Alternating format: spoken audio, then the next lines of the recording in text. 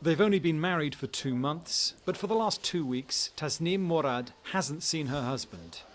Amr is a journalist with the online news agency Rast. It is an Egyptian website that is sympathetic to the Muslim Brotherhood. Tasnim says Amr was picked up by unknown armed men earlier this month during the state of emergency. Amr was taken from our home by these men in a very strange way.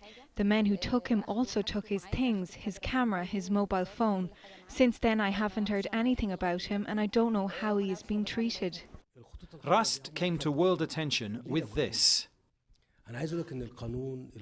Secret filming of the Defence Minister, General Abdel Fattah el-Sisi, speaking late last year, but leaked in October. At the time, supporters of the military government criticised the leak and called for action to be taken against Rast. Amr Azaz has now been officially detained after being questioned by a military prosecutor. He is the 4th journalist to be held by the military since Mohamed Morsi was deposed. This is the High Court in Cairo. If the accusations against Amr Azaz related to a civilian minister, then he could be tried here. But some say because the accusations relate to General Sisi, he'll be tried in front of a military tribunal. And some people in Cairo believe military justice is no justice at all. People like Mohamed Foda, who helped found the group called No to Military Trials of Civilians. You have to keep democracy, you have to keep people safe, to give them the rights.